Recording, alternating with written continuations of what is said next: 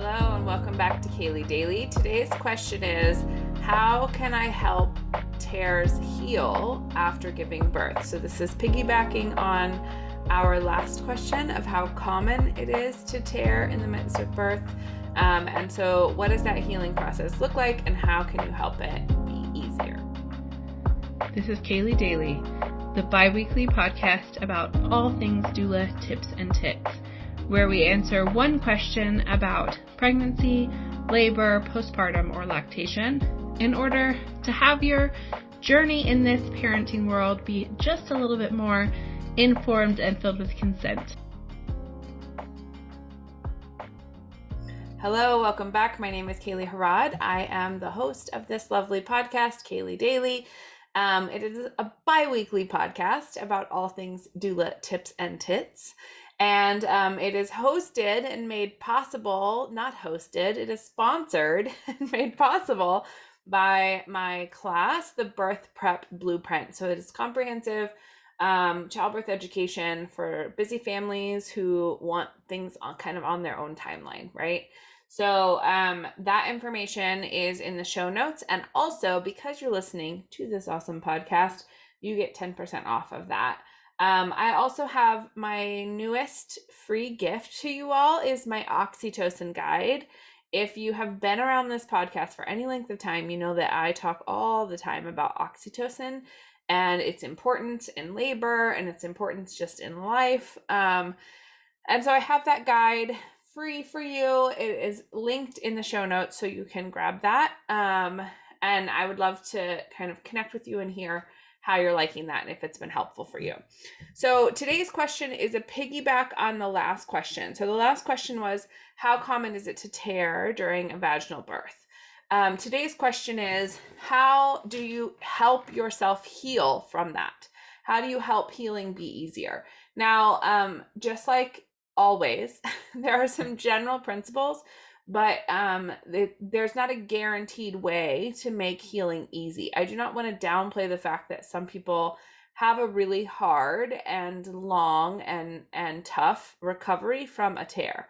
So that is true for some folks. For most people, in the first couple weeks, you're going to heal completely and not have ongoing issues, okay? But there is a big range of what can be normal.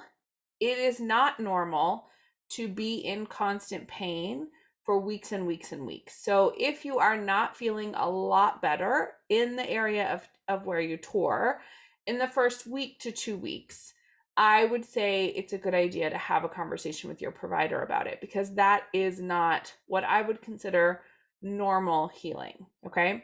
So that's just my first, I don't know what, caveat and also encouragement that, I think as new parents, it's easy to think that it's going to be hard and to then dismiss things that are harder than they really need to be or should be. Okay, so back to the general principles. So after vaginal delivery, usually it's recommended to use ice packs. However, those ice packs should only be used for 24 hours because after that 24-hour mark, you really want to nourish that area, those tissues, with warmth. So there's a few ways to do this. Some people do sitz baths, and there's like a specific little like thing that you sit on the toilet, and it's that whole thing. Some people do a few inches of water in the bathtub with like specific herbs and things like that. There's lots of resources on that online. And the other thing that is recommended is exposing that area, whatever area had some tearing, to the sunlight.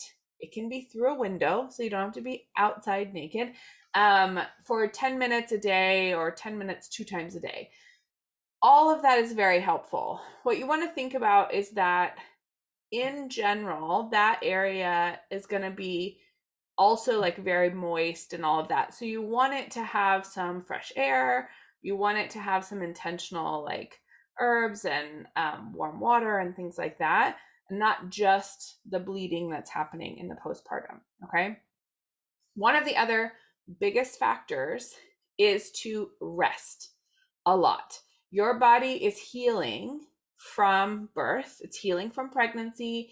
It's rearranging everything. Your systems are getting back in order. You need energy for that. Your body uses energy to heal. So if you're using your energy to do other things, you're taking energy away from the healing process. So I cannot emphasize enough how incredibly important it is to rest in the postpartum time and literally do nothing, like lie down. And if you're awake, you can be sitting or lying, right? You don't have to be standing doing things. I completely and fully understand how hard this is. I am a person who moved with a 2-week-old and did not rest well with him. And it is very detrimental to your body. Okay. So resting is a huge part of it. The other thing is supporting your digestive system and helping you not have constipation, because that whole area of the pelvic floor is a relatively small area. So if you have tearing that goes towards the anus, it's easy for that to be impacted by like constipation, hard bowels, all of that kind of stuff. And of course, some tears go into the anal sphincter, in which case constipation is even more dangerous. So that's another thing that is really good to avoid. Now, on that note, there are degrees of tearing. So there's a 1st degree, 2nd degree, 3rd degree, and 4th degree. I'm not going to go into what those mean at the moment. 1st degree is the most minor of those tears. 4th degree is the hardest to heal from. And then there's, of course, episiotomies. Now, episiotomies in the US are not routinely used anymore. However, if they are used, they're generally harder for your body to heal from. That's part of why they're not routinely used, is that actually we have a good amount of research now that your tissues heal back together better when they have torn versus when you've had an episiotomy. So I would expect for your healing to look different if you have a 1st degree tear or if you have a 4th degree tear, right? Or if you have an episiotomy. And so all of that is going to be a big spectrum where it might be significantly easier to heal from a 1st degree tear than a 4th degree tear. Obviously, right? I feel like that's a no-brainer sort of. But also know that your body is needing to heal those tissues no matter how significant the tearing was. So with a 1st degree tear, I think it's easier for us to like kind of get up and do too much rather than rest like we actually need to, because it doesn't feel as significant as a 4th degree tear. Okay. So that's it for today on this topic of healing. I would really love to hear your questions. Always, I'm open to hearing your questions, and we're coming up on the end of season 1 because season 1 is ending at episode 50. And so then we'll have a little break, probably like a few weeks off before season 2. So I'm very excited about starting season 2. I would love to hear what questions you want me to answer on that season. So go ahead and send them to me in a DM on Instagram or reach out via my website. I would love to be in touch and be able to answer your questions. Until next time, I wish you well-informed, consent-filled births. These episodes are edited and produced by Kaely Harrod, as I'm sure you can probably tell. And our amazing music is credited in the show notes as well. So we look forward to seeing you on the next episode. And in the meantime, have wonderful and consent-filled births.